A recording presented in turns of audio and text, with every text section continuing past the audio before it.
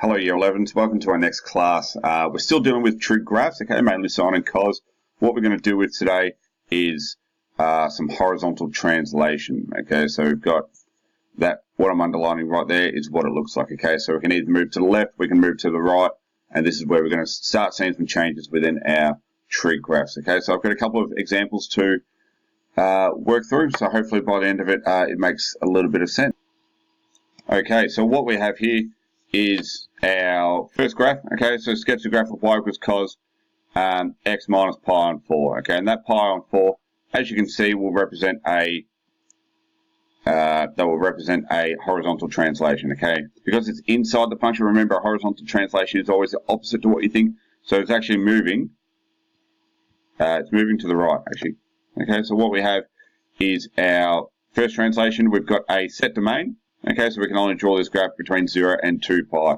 So we're going to work through how we actually find all the values of that graph. Okay, the first part, what I like to find is our period.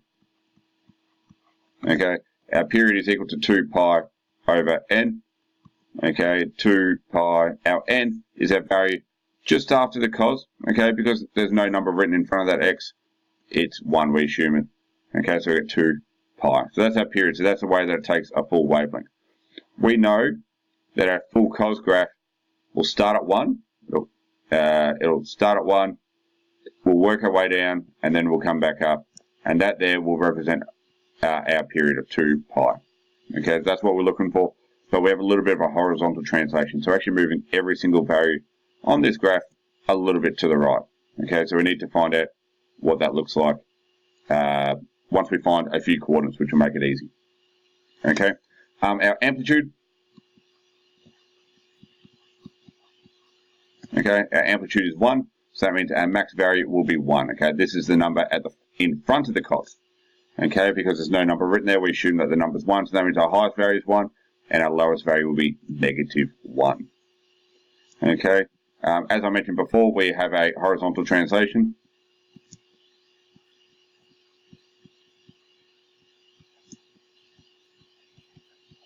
Okay, we have pi on 4 units in positive direction of the x-axis. Okay, and also in our domain. Okay, so we're only going to draw anything that is within 0 and 2 pi. So lowest value would be 0, maximum value would be 2 pi. Okay, and those values are actually going to help us draw it quite easy. Okay, what I'm going to do is I'm going to put in each of those values into this formula. I'm going to see what values we can generate. Okay, so first of all, I'm going to find my starting point, which is my y-intercept. Okay, so y-intercept. Okay, my y just gone missing. I'll rewrite it. Okay, how we find our y-intercept? We let x equal 0. Okay, so we go y equals cos of 0 minus pi on 4.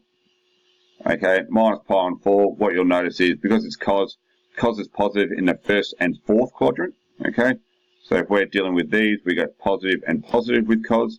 So, because it's positive, we get 1 over square root 2. Okay, my sort of 4's been a little bit weird. Okay, 1 over square root 2. So that's our starting point. So that gives us a lot more information that we know how to draw it. Next, I'm going to calculate when we enter 2 pi into our formula. Okay, so we're going to try and find the last point there. So when I let 2 pi, so I go y equals cos 2 pi minus pi on 4. Okay, so remember when we're dealing with these, 2 pi is actually 0. We cancel out. Remember, that's 1 full revolution. So it's like we're starting at the same point as the value before. So we actually get cos of negative pi on 4, which actually equals 1 over square root 2 again. Okay, so the starting point and our finish point is exactly the same. How we can write these coordinates? My first coordinate is 0, 1 over square root 2, close bracket. And my second point is 2 pi, 1 over square root 2. Okay, so there's 2 of our coordinates. So to help us draw it, what we've got is we need to think about this traditional graph, okay? Every single value is moved across pi on 4. So if I, I'm just going to change color for a second, we'll go to a red, okay, so if I draw my graph like this, okay, I'm going to finish at 2 pi, I'm going to start at 0. So, I'm going to draw two graphs. The first graph is what we would have if we had no transformation at all, okay? A little bit similar to the one that I drew up there, okay? So if we had no transformation and we just drew a traditional cos graph, this would start at 1, okay? We would go down, we would go up, and we would finish at 2 pi, okay? Excuse my drawing, I'm still getting used to all of this. So when we put in our values, okay, halfway point would actually be pi. This point here would be pi on 2, and this point here will be 3 pi on 2. Okay, so that's all our coordinates there. I'm now going to draw my transformed. Okay, so remember that we said that we started at 1 over square root 2. So 1 over square root 2, it's about 0.707.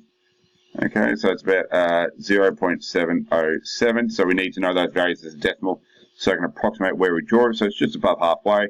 Just going to start there. I'm going to list that coordinate. So 0, 1 over square root. Oop. Might erase that. I'll try and do that again. Bear with me. It's not as easy as it looks. So we get the pen. So 0, 1 over square root 2. Okay, make sure we're listing our coordinates of every single important point. Okay, remember how we said our maximum was at, it started at 1. But we've moved it across pi on 4. So our maximum is actually in between pi on 4. So where that dot is in between these two values. Okay, in between 0 and pi on 2 is actually pi on 4. Okay, so this is our maximum. So what we can do is we can start drawing it up. Okay, so it works its way up like that. It's actually going to intercept the graph at, what we have here is 3 pi on 4. Okay, so as it comes down, we're going to move that down. How I know that is, remember, everything has been translated pi on 4 units. So every single main coordinate that we have has been translated. So this value at the bottom of our minimum, okay, minimum again is going to move over pi on 4 units, okay, and it's going to finish there. So what I'm going to do is I'm going to draw that. That's a very wonky line, but bear with me. It intercepts halfway in between these 2 points, okay, which is, that will be pi on 2, so that will be 7 pi on 4, okay, so we can draw it up, it can come up, and then where it's going to finish is right there, okay, it's not quite going to go all the way up, it's going to finish at 2 pi, 1 over square root 2, okay, that's very important. So this is where a lot of your thinking and all your concepts are coming into play. You need to figure out what is happening with this graph. Okay, across pi on 4, pi on 4, pi on 4, pi on 4. Every single coordinate that we have has been shifted to the right, pi on 4. If you're a bit unsure and you wanted to find your x-intercepts, okay, remember how we find our x-intercepts like every single time. X-intercept, okay, we let y equal 0. Okay, so what we have is we have 0 equals cos x minus pi on 4. Okay, so what I'm going to do is I'm going to bring cos across, okay, and what this becomes, I'm just going to write x minus pi on 4 across, okay, equals, I'll get rid of that comma.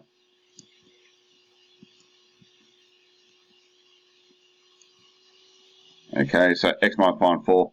So what I'm going to do is I'm going to do inverse cos of 0, okay.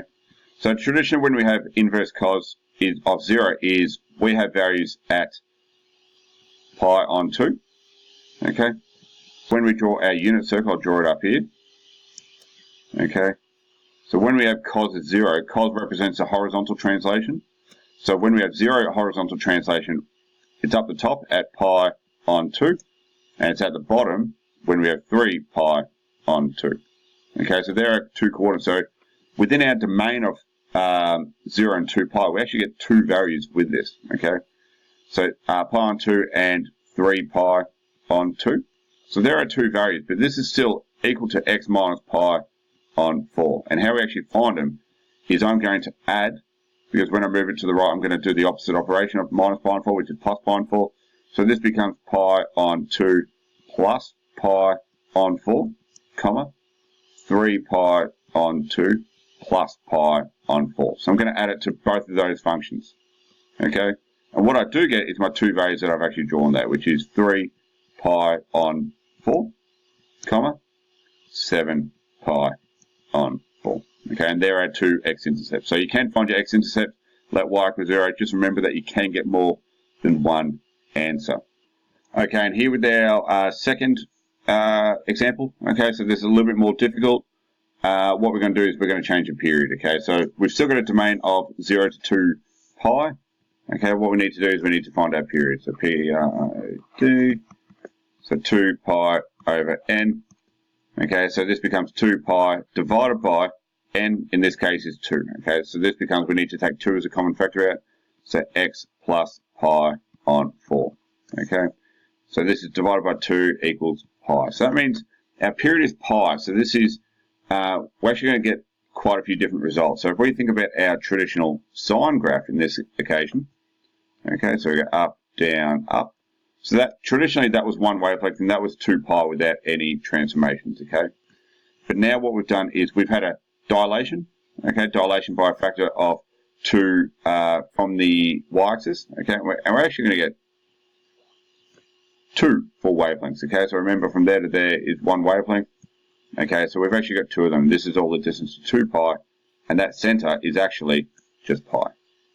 Okay, so this is what we need to think about. So we're going to get quite a few extra solutions, and I'm going to show you how we can find them. Okay, what other bits of information is we're going to -3 at the front. So we're going to amplitude.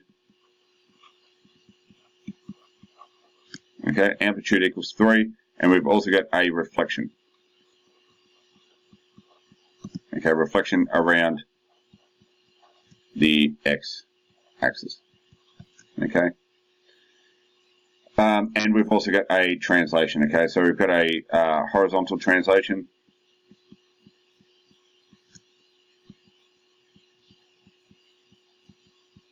Okay, horizontal translation, pi on 4 to the left. Okay, so I got it to the left. Okay, remember it's the opposite to what you think it is. Okay, so what we need to do is, what I like to find is, I like to find my starting points. Okay, this is obviously being translated. So our points aren't going to be nice and easy where there's 0. So what I want to do is I want to put, I want to find my y-intercept. Okay, to do that we're going to let x equals 0. So y equals -3 sine 2 times 0 plus pi on 2. Okay, so pi on 2 for sine. Okay. Pi on 2 is actually 1, so 3 times 1, so that becomes -3. Okay, so now what I'm going to do is I'm going to put 2 pi into our formula. So I'm going to put 2 pi, so we get y equals -3 sine 2 pi plus pi on 2. Okay, so remember when you have 2 pi, that's just a full revolution, so I can cross that out. So that becomes -3 times sine of pi on 2, which is 1. So I get -3 again. Okay, so I actually get my starting point and my finish point, which makes it a little bit easier to draw. Okay, so what I'm going to do here is I'm going to pause the recording, and you'll have to, the teacher who is supervising will have to play part 2. Okay, thank you.